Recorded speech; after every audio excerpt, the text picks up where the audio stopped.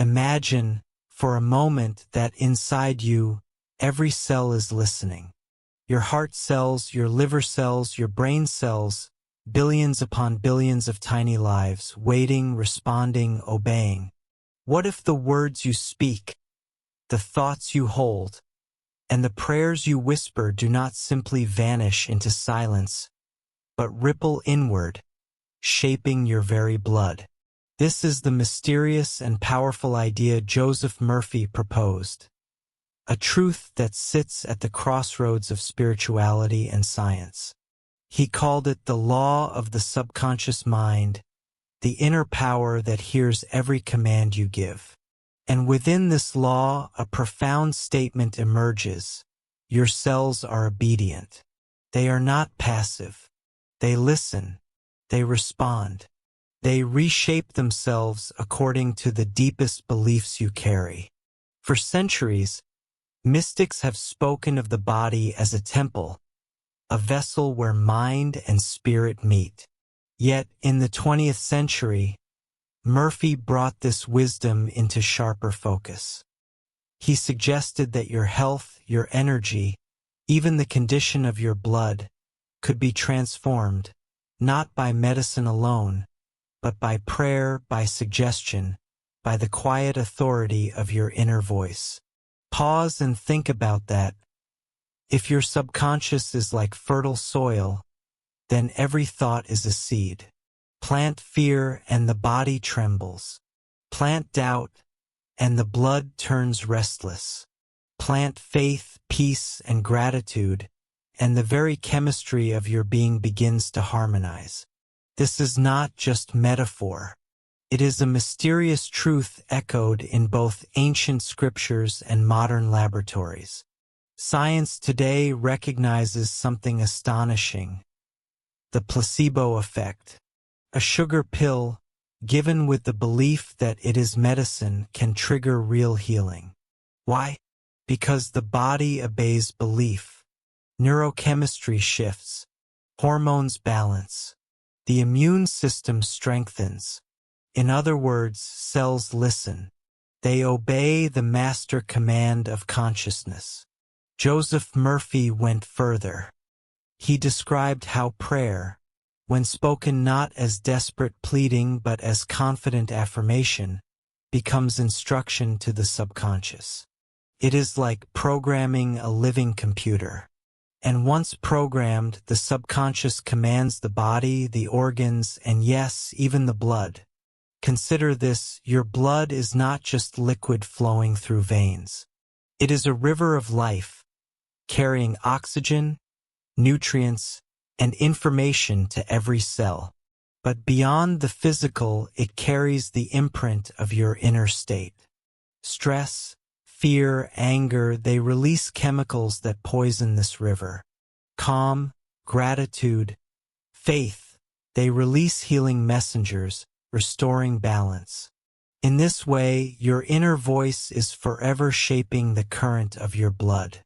Murphy often encouraged people to speak directly to their body, to declare with conviction, "Every cell of my body is obedient to the infinite intelligence within me. My blood is pure. My organs are strong. My heart beats in divine rhythm." These were not empty words, he said. They were commands, vibrations sent into the subconscious, and through it, into the physical fabric of life. Think of it like music. If your subconscious is the conductor, your body is the orchestra. Each cell, each organ is an instrument waiting for direction. Without guidance, the music is chaotic. But with intention, with the prayer of faith, the orchestra begins to play in harmony. And harmony, Murphy believed, is health. This idea can feel radical. Can prayer really shape blood? Can words alter biology? But pause here. Every scientific discovery that once seemed impossible, electricity, flight, genetic editing, was first dismissed as fantasy. And yet, slowly, evidence accumulates. Modern research into epigenetics shows that genes themselves are not fixed. They respond to environment, to thought, even to emotional states. Stress can turn genes on. Relaxation can turn them off. Hope can literally shift molecular expression. So perhaps Murphy was not wrong. Perhaps when he spoke of obedient cells, he was intuitively describing what science is only now confirming. That consciousness reaches deeper than we imagine, that the body listens to the whispers of the mind. Let's imagine a simple scene. You are sitting quietly, eyes closed. The world outside is silent, and you begin to speak within. My body is whole. My blood flows with divine intelligence. Every cell of my being is aligned with peace. First, it feels like words, but slowly the body begins to respond. Breathing calms. Muscles soften. The heart steadies.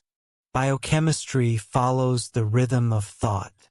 This is the essence of prayer as Joseph Murphy taught it. Not begging, not pleading, but commanding with faith. He saw the subconscious as law, neutral, impersonal, and absolutely obedient. Whatever you impress upon it with feeling becomes reality. If you declare sickness, the body obeys. If you declare health, the body obeys. And so, he urged people to be careful with thoughts, with words, with the inner conversations they repeat daily. Because these conversations are not private. They echo into the bloodstream. They teach the cells what to become. Here is the great question. If every cell is obedient, then who is the master? The answer, Murphy insisted, is you. Your conscious mind is the gardener, planting seeds of instruction. Your subconscious is the soil, fertile and ready. And your body, the living harvest. So tonight, as you listen, remember this. Your body is not separate from your thoughts. Your blood is not blind to your prayers. You are, in every moment, shaping the biology of tomorrow. And what Joseph Murphy revealed is both simple and astonishing. If you pray with faith, with certainty, your very cells will obey. And yet, this is only the beginning. Because behind the idea of obedient cells lies a deeper mystery. How the subconscious mind acts as a bridge between spirit and matter.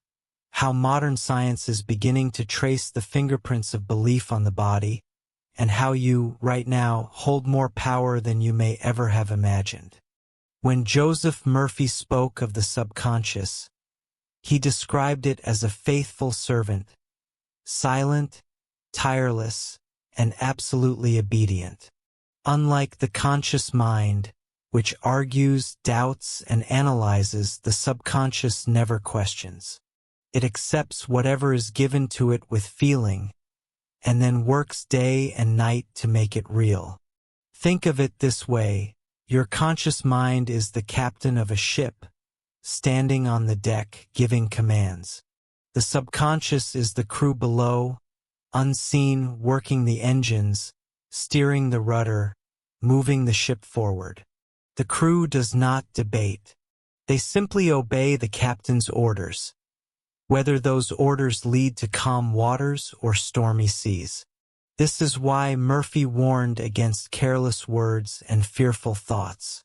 When you constantly repeat, "I am tired," "I am weak," "I am sick," the subconscious does not laugh or ignore you. It takes you at your word. It begins to signal your cells, your blood, your very organs to act in accordance with that belief. The crew follows orders. The ship moves in the direction you declare. But here is the great mystery. Just as negative suggestions can weaken the body, positive affirmations can strengthen it. The subconscious is not bound to sickness. It can be reprogrammed toward health, vitality, and balance. This process, Murphy explained, is subconscious programming. impressing the mind with thoughts of harmony, faith, and life until the body has no choice but to obey. And nowhere is this more visible than in the river of your blood. Your blood is not only the physical fluid that sustains life. It is also the silent mirror of your emotions. Every feeling you experience releases chemical messengers into this river. Fear floods it with stress hormones. Anger thickens it with toxins. Prolonged sadness can even slow the immune cells that patrol your bloodstream, leaving the body vulnerable. Yet the opposite is equally true. Gratitude, love, hope. These emotions release chemicals that heal. Oxytocin, dopamine, serotonin, powerful messengers that expand blood vessels, strengthen the heart, and boost immunity. In this way, your emotions are like colors poured into clear water. With every thought, you stain the river. With every prayer, you can cleanse it. Modern science confirms this mysterious link. Researchers studying meditation and prayer have found measurable shifts in blood chemistry. Stress hormones decrease. Natural killer cells increase. Even blood pressure responds to the inner state of the mind. What you feel, your blood remembers. Murphy understood this long before the science was written down. He taught that the subconscious, fed by faith-filled prayer, can command the blood to align with health. He told his followers, "Speak to your blood. Tell it, you are pure. You are strong. You flow in divine order. And believe it as already true." When done with conviction, the subconscious takes this as law. And once the subconscious accepts, the cells must obey. Murphy was not a man of abstract philosophy. He collected stories, accounts of people who applied this law of the subconscious and witnessed healing that seemed impossible. One story he often shared was of a woman diagnosed with a serious blood disorder. Doctors gave her little hope. She came to Murphy, filled with fear. He instructed her not to plead or beg for healing, but to affirm with calm certainty, "My blood is perfect. It is made whole by divine intelligence. Every cell is obedient to the law of life within me." Day after day, she repeated this prayer, not as a desperate cry, but as a confident command. Within weeks, her tests showed improvement. Within months, the disease was gone. Murphy saw this not as magic, but as law. Her subconscious, once filled with fear, was reprogrammed with faith. Her blood obeyed the new command. Another account came from a man suffering with high blood pressure. He had tried everything, medications, diets, rest, but nothing lasted. Murphy guided him to speak nightly before sleep. "My blood pressure is normal. The intelligence of my body guides every beat of my heart. I am calm. I am balanced. I am at peace." The man resisted at first, doubting the simplicity. But he persisted. Night after night, the words sank into the fertile soil of the subconscious. Slowly, his pressure lowered. Within 3 months, it was stable. His doctor was astonished. But Murphy explained, it was no miracle. It was obedience. The cells, directed by the subconscious, had adjusted their rhythm. One of the most moving stories was of a young mother who came to Murphy in despair. Her child was ill and nothing seemed to help. In her fear, she had been praying desperately, begging for a cure. Murphy gently corrected her.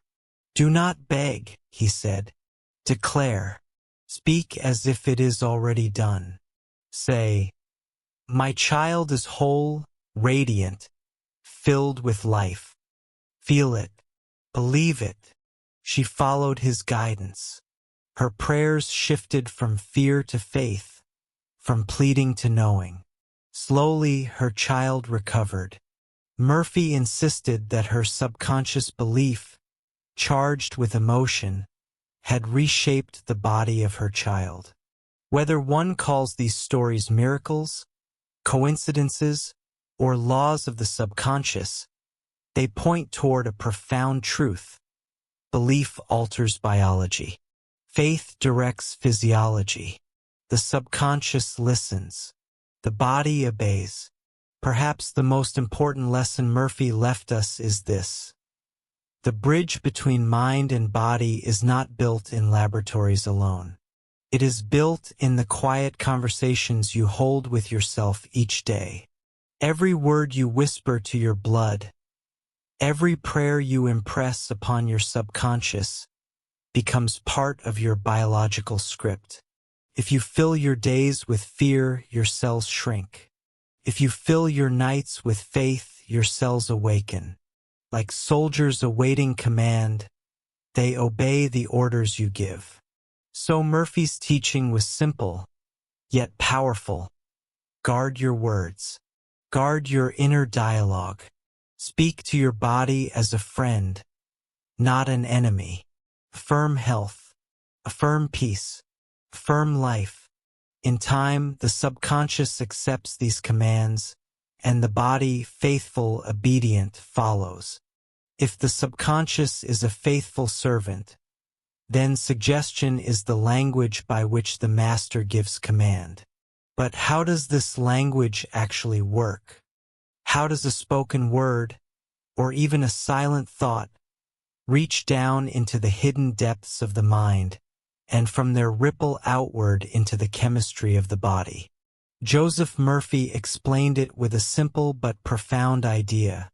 The subconscious accepts whatever is impressed upon it with emotion. Facts and logic, he said, belong to the conscious mind, the reasoning captain of the ship. But the subconscious is moved not by argument but by feeling. It is not persuaded by debate, but by repetition and belief. Think of suggestion as a seed. The conscious mind plants it. The subconscious waters it with emotion. And once it takes root, the body begins to express it as form and function. A thought becomes a pattern. A pattern becomes an action. An action becomes the rhythm of blood and breath. Murphy taught that affirmations, statements of truth spoken with confidence, are the most direct way to program the subconscious. But the key is not the words alone. The key is the feeling behind them. To say, "I am healthy" with doubt is to plant a weak seed. To say it with conviction, with gratitude, with an image of already being whole, is to plant it deep into the fertile soil of the subconscious. This is why he advised speaking affirmations at night before sleep, or in the quiet moments upon waking. In those states, the conscious mind relaxes. The critical voice that normally rejects or argues is softened. The subconscious is open, impressionable, like clay ready to be shaped. Imagine you repeat before sleep, "My blood flows pure and strong. Every cell of my body is obedient to divine intelligence." You picture it. You feel it. You believe it as if it were already done. The subconscious absorbs this as a command, and in the mysterious silence of night, it begins to adjust the orchestra of the body. But how, one might ask, does a suggestion, an intangible thought, transform into physical reality? Murphy gave the spiritual explanation. The subconscious is the creative law of your being. It has direct access to the intelligence that animates life, and thus it can instruct the body to obey. Modern neuroscience offers a complementary view. Every thought creates a pattern of electrical activity in the brain. When that thought is repeated with emotion, it strengthens connections between neurons. These neural pathways become highways of habit, signaling the release of hormones, neurotransmitters, and chemicals that flow into the bloodstream.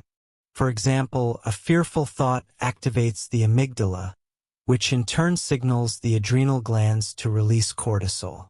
That chemical enters the blood, raising heart rate, altering immune function, even reshaping blood cells. A hopeful thought, by contrast, activates reward centers, releasing dopamine and serotonin, chemicals that expand vessels, regulate pressure, and strengthen immunity. So when Murphy spoke of prayer shaping the blood, he may not have had the modern vocabulary, but he was pointing toward the same mechanism. Thoughts shape brain activity shapes chemistry, chemistry shapes blood. And blood, in turn, nourishes every cell. The role of imagination. Another tool Murphy emphasized was imagination. He called it the workshop of the mind. To imagine health, he said, is to create a blueprint for the subconscious to follow. When you vividly picture yourself strong, vibrant, and whole, the subconscious accepts that image as a model. It does not distinguish between real and vividly imagined experience. Science now affirms this truth. Studies on athletes show that mental rehearsal, simply imagining performing an action, activates the same neural circuits as physically doing it. Muscles strengthen. Skills improve. The body responds to imagined reality. If this is true in sports, why not in health? To visualize pure, flowing blood, to picture cells dividing with perfection, is to create a pattern that the subconscious and nervous system begin to follow. Slowly, the imagined becomes real. The power of repetition. Murphy also stressed repetition. A single affirmation spoken once is like striking a match. It burns briefly, then fades. But affirmation spoken daily, soaked in emotion, is like lighting a steady flame. Over time, it engraves itself into the subconscious. And once engraved, it becomes law. Think of water dripping on stone. One drop does little, but repeated over years, it carves a channel. The subconscious, too, is shaped by the steady drip of suggestion. And the body, as always, obeys. Neuroscience parallels what Murphy described in spiritual terms. Neuroscience now explains in biological terms. The subconscious can be likened to the non-conscious processes of the brain, automatic, habitual, powerful. Suggestions are forms of conditioning, shaping neural pathways through repetition and emotional charge. Affirmations, meditation, and prayer reduce activity in the default mode network, the brain's self-critical chatter, while strengthening networks associated with focus and positive emotion. Over time, this rewires the brain, a phenomenon scientists call neuroplasticity. The fascinating part? Neuroplasticity does not only affect the brain. Because the brain regulates the body through hormones and the autonomic nervous system, rewiring thought patterns rewires the body's chemistry. Stress patterns dissolve. Healing patterns emerge. Thus, when Joseph Murphy declared that every cell of your body is obedient to the subconscious, he was echoing what science is only now beginning to measure. Thoughts and beliefs regulate physiology. What makes Murphy's teaching so compelling is how it bridges two worlds. On one hand, it draws from ancient spiritual traditions. Prayer as command, the word as creative power, the inner life shaping the outer. On the other, it aligns with modern discoveries in psychology, biology, and neuroscience. Placebo studies show that belief can trigger healing. Meditation studies show that focus and repetition alter brain chemistry. Epigenetic research shows that genes respond to environment, including the inner environment of thought and emotion. Murphy may not have used terms like cortisol or neuroplasticity, but his insight was timeless. The body listens. The cells obey. The blood reshapes itself in response to the voice of consciousness. So when you pray, when you affirm, when you imagine, you are not merely speaking into the void. You are programming the most powerful computer in existence, the subconscious mind. And through it, you are sending commands to the orchestra of your body. The question is not whether your cells are obedient. They are. The question is, what commands are you giving them? If you tell them daily of weakness, they obey. If you command them toward strength, they obey. If you fill your inner world with images of fear, they obey. If you flood it with visions of life, they obey. This is the responsibility and the gift that Joseph Murphy wished to reveal. If suggestion is the language of the subconscious, then faith is the power that gives it life. Joseph Murphy often repeated that prayer without faith is like planting seeds in barren soil. The words may be spoken, but without belief, they never take root. Faith, he said, is the secret ingredient that transforms words into law, thoughts into form, and prayers into healing. Faith is not mere hope. Hope says, I wish it will happen. Faith declares, it is already done. To the subconscious, this certainty is irresistible. It does not analyze whether the belief is logical or proven. It simply obeys the command impressed upon it with feeling. The spiritual depth of Murphy's teaching. Murphy's ideas were deeply spiritual, yet practical.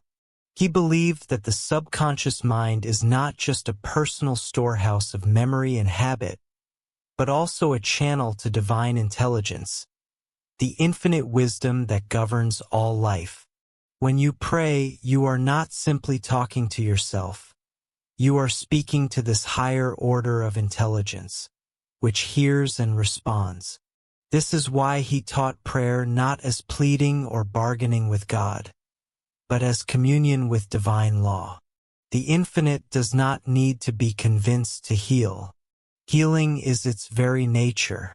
What must change is not divine will, but human belief. Once the subconscious accepts a truth, I am whole, I am well, I am at peace. It aligns with the creative law of life, and healing follows. To Murphy, faith was not blind. It was alignment with the natural order, the same way a farmer trusts that a seed will grow when placed in fertile soil. Just as sunlight and rain cannot help but nourish the seed, divine intelligence cannot help but respond to faith-filled prayer. Faith as biological force. It is easy to see faith as an abstract spiritual quality. But in truth, faith also operates as a biological force. Belief alters chemistry. Conviction releases hormones of balance and healing. Even scientists who study the placebo effect admit that faith is not illusion. It is biology responding to expectation. Murphy saw no separation between the spiritual and the physical. He believed faith bridges them. When you declare in prayer, every cell of my blood is radiant with health, and you believe it fully, that belief sends a command into the subconscious. The subconscious, in turn, signals the body, and the body responds, not only in spirit but in measurable changes of blood, breath, and heartbeat. Ancient echoes. What makes Murphy's work so fascinating is how it resonates with wisdom traditions from every corner of the world. Long before neuroscience discovered the placebo effect, Long before psychology mapped the subconscious, sages and mystics spoke of the body as obedient to the word of spirit. In the Hebrew scriptures, it is written, "The power of life and death is in the tongue." Words are not empty, they are creative.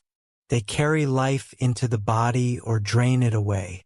In Hindu philosophy, the body is seen as a reflection of mind. Yogic teachings affirm that thoughts, mantras, and visualizations shape prana, the life force flowing through the body. Meditation, repetition of sacred syllables, and visualization of light have long been used to purify blood, calm the heart, and awaken health. In Buddhism, the practice of right thought and right speech is not only ethical, it is transformative. Compassionate thoughts cultivate harmony within the body. Anger and hatred create suffering. The teaching is clear: what the mind holds, the body becomes. In the Islamic tradition, prayer is seen as both worship and healing. The Quran itself refers to the word as a source of shifa, restoration for the soul and, by extension, the body. Spoken faith aligns the believer with divine will, and through that alignment, peace descends upon mind and flesh alike. Even indigenous traditions echo the same truth. Shamans across cultures have used chants, affirmations, and ritual words to heal. They believe that sickness begins in the spirit, in disrupted thought or emotion, and that healing begins with restoring harmony through sacred speech. Is it coincidence that cultures across time and space arrived at the same principle, that the word, spoken with faith, reshapes the body? Or is it a universal law, rediscovered again and again in different languages? The role of ritual and repetition. Ancient traditions also reveal something Murphy emphasized: repetition. Mantras, prayers, affirmations, spoken daily, whispered at dawn, repeated before sleep. Why? Because repetition engraves belief. It bypasses the chatter of the conscious mind and imprints directly upon the subconscious. Consider the rosary in Christianity, the mala in Hinduism and Buddhism, the dikar beads in Islam. Each is a tool for repetition. Each engraves words into the heart. Each, when charged with faith, becomes a command to the subconscious and a channel to divine intelligence. Murphy saw affirmations as modern mantras. To repeat, "My blood is pure, my cells are whole, my body is in perfect harmony," is not superstition. It is a spiritual ritual that aligns both subconscious and spirit. It is a practice as old as humanity itself, rephrased for the modern seeker. Faith as surrender. Another key aspect of faith, Murphy explained, is surrender. To pray with faith is not to strain or struggle. It is to release fear and trust the higher order of life. Anxiety blocks the subconscious. Faith opens it. This surrender is mirrored in many traditions. In Christianity, it is spoken as "Thy will be done." In Taoism, it is Wu Wei, the effortless alignment with the flow of the Tao. In Buddhism, it is letting go of attachment. Across all, the principle is the same. When fear is released and faith embraced, healing is allowed to flow. The mystery of obedient cells. Seen through this spiritual lens, Murphy's phrase "obedient cells" takes on a luminous depth. Cells are not merely biological units. They are expressions of the divine intelligence that animates the universe. And this intelligence responds to faith, to prayer, to the spoken word. When you say with conviction, "Every cell of my being is aligned with divine order," you are not commanding from ego, but affirming your union with the higher law that governs all creation. The cells obey not you alone, but the infinite intelligence flowing through you. This is why Murphy's teachings continue to resonate. They bridge the laboratory and the temple, the microscope and the prayer mat. They remind us that healing is not separate from spirit, that biology and faith are two sides of the same truth. And so, as we stand at the meeting point of science and spirituality, we begin to see Joseph Murphy's vision in its full depth. Prayer is not superstition. Faith is not illusion. Words are not empty. Together, they are the forces that instruct the subconscious, awaken divine intelligence, and bring the obedient cells of the body into harmony. But still, one question lingers. What happens when we apply these principles today? When modern people, living in an age of stress and skepticism, dare to practice the prayer that shapes their blood? Imagine waking up tomorrow morning and instead of scrolling through worries, you begin your day with a quiet command. Every cell in my body is aligned with peace, strength, and harmony. That simple statement, whispered with sincerity, sets into motion a cascade of change. Not just in the mind, but in the bloodstream itself. Joseph Murphy believed that healing was not a distant miracle, but a daily practice, something we could weave into the rhythm of life, like breathing, eating, or sleeping.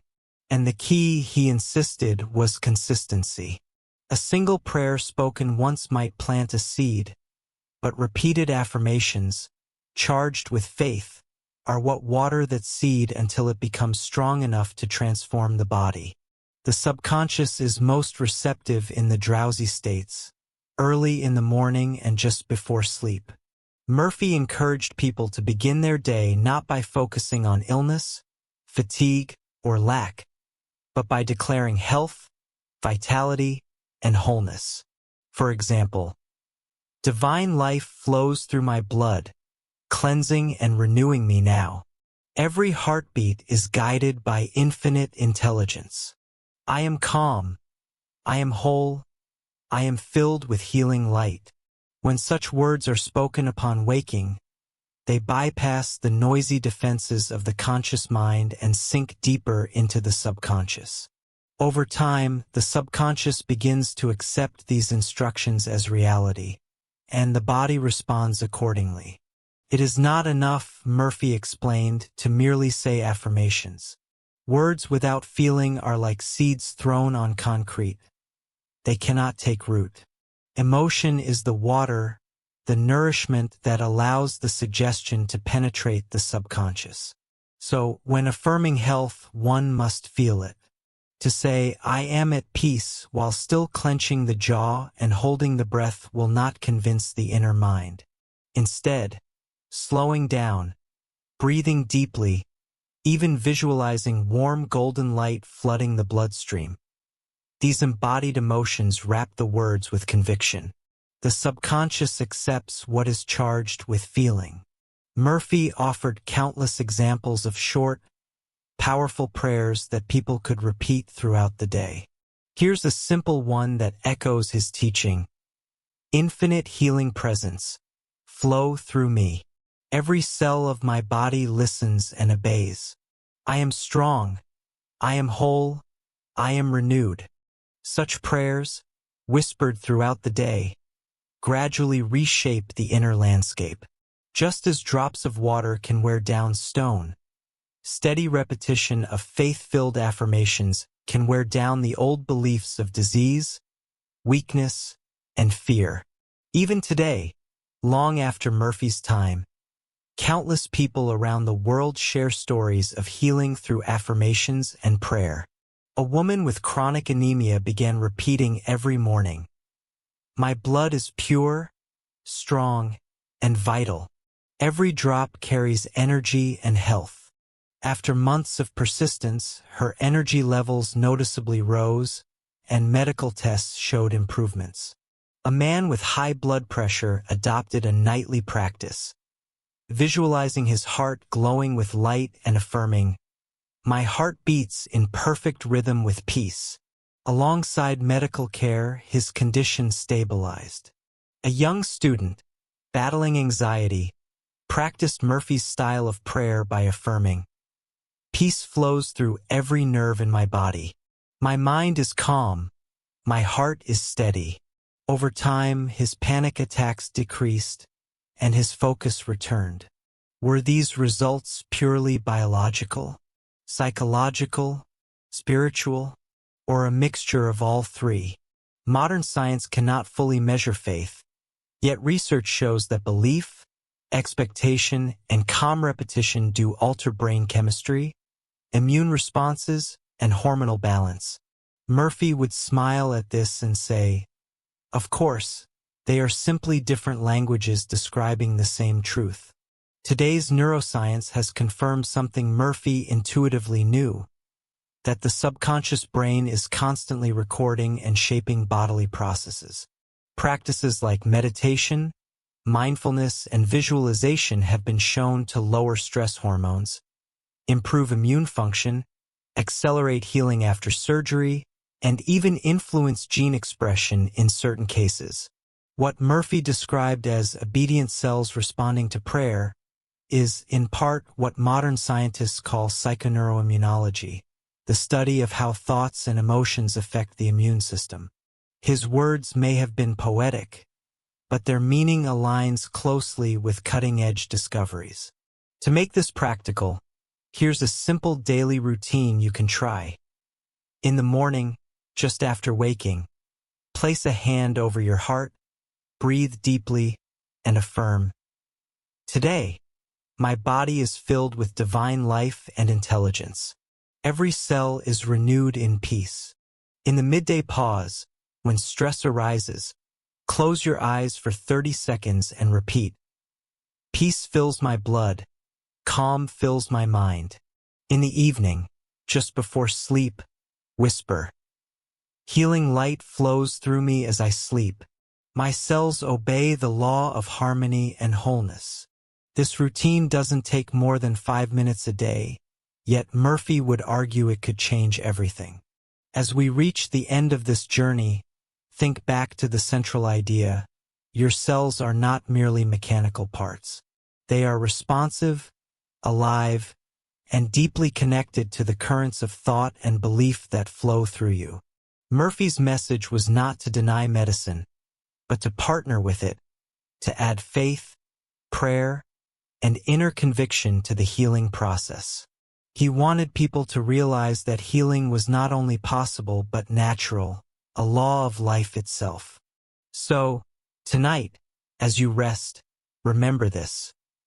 Every word you whisper, every belief you hold, every prayer you send inward, is a command that shapes the blood, calms the heart, and renews the body. Your cells are listening. They are obedient, and they are waiting for you to speak the language of healing. If this journey through Joseph Murphy's wisdom has inspired you, take a moment now to breathe in deeply and silently affirm, "I am whole, I am strong, I am filled with light." Carry that with you, and if you'd like to keep exploring the mysteries of the subconscious, healing, and the hidden powers of the mind, I invite you to subscribe to this channel, The Sleepy Minds. Together, we'll continue walking through the quiet corridors of science, spirituality, and the secret life within. So, until next time, rest easy, breathe deeply, and remember, the prayer you whisper tonight may be the healing your body awakens to tomorrow.